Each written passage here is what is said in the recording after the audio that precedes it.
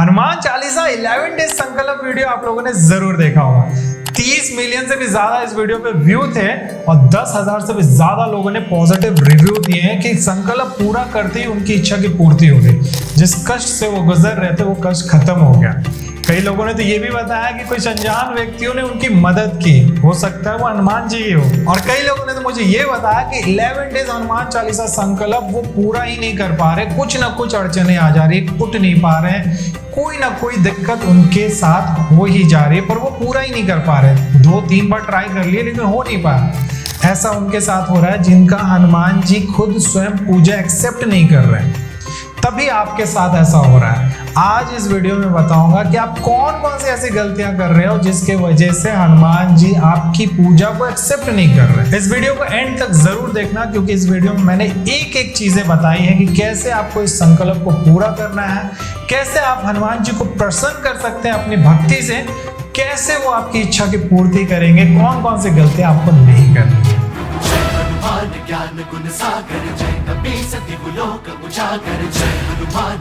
मारुति, बजरंग बली, अंजनी पुत्र या फिर हनुमान। हनुमान जी को हम अलग अलग नामों से जानते हैं, पर क्या आपको पता है हनुमान जी के अलग अलग रूप भी हैं? संकट मोचन, विराट स्वरूप, 10 मूर्ति, एकादशा मुख हनुमान, पंचमुखी हनुमान।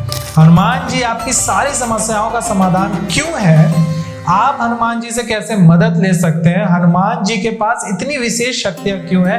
आज हम इस वीडियो में बात करेंगे। हम सभी के लाइफ में एक ऐसा समय जरूर आता है जब हम मुश्किल घड़ी में होते हैं। कभी पैसे की दिक्कत तो कभी करियर की, कभी रिलेशनशिप का प्रॉब्लम तो कभी लोन ना चुका पाने का डर। हमारा जीवन तो एक कठिनाइयों से घिरा हुआ है, लेकिन इस सारे कठिनाइयों को हरने वाला एक ही भगवान है, वो है हनुमान जी। अब हम ऐसे ही थोड़ी ना कहते हैं संकट कटे मिटे सब पीरा, जो सुमरे हनुमत बलबीरा। माना जाता है कि हनुमान जी की जो आराधना करते हैं, हनुमान जी स्वयं उसकी सारी संकट और पीड़ा को हर लेते हैं। और इसके पीछे एक विशेष कारण भी है। जब सुग्रीव की सेना चारों दिशाओं में मां सीता को ढूंढने निकले और सारे लोग खाली हाथ वापस आए, और जब यह बात श्री राम को पता चली कि मां सीता की कोई खबर नहीं मिली, तो वो बहुत उदास हुए।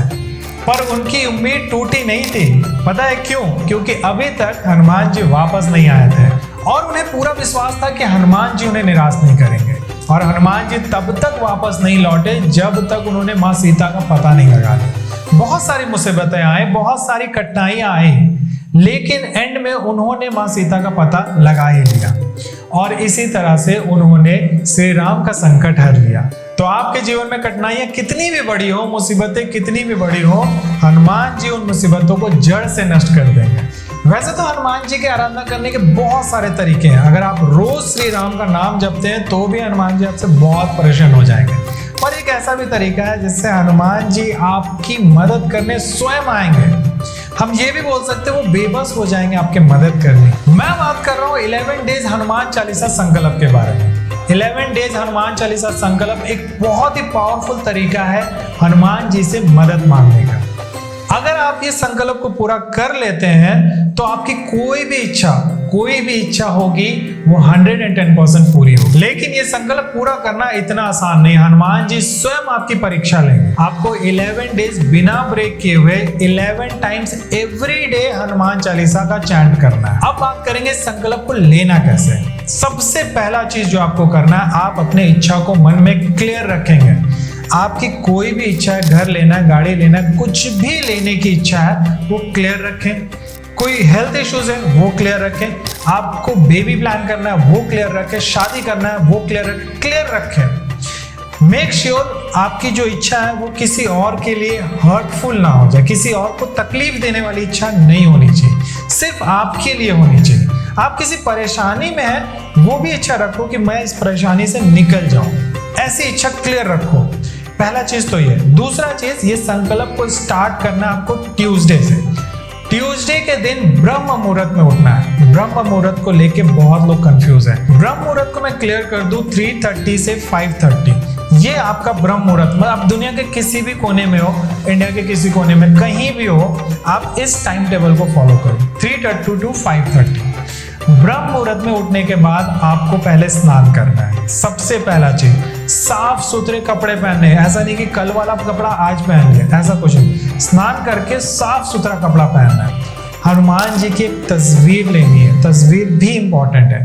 आपको एक देसी घी का दिया लाइट करना है। बहुत सारे क्वेश्चन थे कि मिट्टी वाला दिया या कोई और दिया, आप कोई भी दिया ले सकते हैं, उसमें फंसी नहीं होना है। दिया लाइट करना है। आपको थोड़े फल फ्रूट्स रखने जरूरी है। आप कोई मिठाई भी रख सकते हैं, थोड़ा चना भी रख सकते हैं, थोड़ा गुड़ भी रख सकते हैं, कुछ भी आप फल फ्रूट रखे प्रसाद के तौर पे। उसके बाद एक साफ आसन बिछा करके उस पर बैठना और 11 टाइम हनुमान चालीसा आपको चैंट करना। आप ब्रेक ले सकते हैं लेकिन उठकर नहीं जाना है। आप एक बार चैंट किए, आप 2 मिनट रुक गए, 5 मिनट रुक गए, फिर से आप स्टार्ट किए, वो चलेगा। ब्रेक ले लिए, ऐसा नहीं है कि आप उठकर चले गए फिर कहीं से आए 2 मिनट 5 मिनट के बाद फिर बैठ गए, वो नहीं करना है। आपको 11 टाइम हनुमान चालीसा कंप्लीट करने के बाद ही उठना है। और जो प्रसाद रहेगा आप वो खुद भी खा सकते हैं, आप अपने घर वालों को भी खिला सकते हैं। एक बात सबसे इंपॉर्टेंट है हनुमान चालीसा पढ़ते वक्त, जहां पे तुलसीदास जी का नाम लिखा हुआ वहां अपना स्वयं नाम लेना। ऐसा नहीं है कि आप किसी और के लिए अगर ये संकल्प ले रहे तो भी अपना ही नाम लेना, इसमें भी फंसी नहीं होना है। आपको खुद का नाम लेना है क्योंकि आप चैंट कर रहे हो। इस प्रोसेस को आपको 11 डेज फॉलो करना है, वो भी बिना ब्रेक के। आप कोशिश करना कि आप सेम टाइम में चैंट करना स्टार्ट कर दो, क्योंकि जब आप सेम टाइम में एक ही काम कर रहे होते हो तो उसकी एनर्जी और भी ज्यादा हाई होती है। ऐसा नहीं कि आज 3:30 में स्टार्ट किया, कल 4:30 में स्टार्ट किया, कल 5 में स्टार्ट किया, ऐसा नहीं करना। कोशिश करना कि आप जिस टाइम पे स्टार्ट कर रहे हो उसी टाइम पे ही स्टार्ट करो एवरी डे।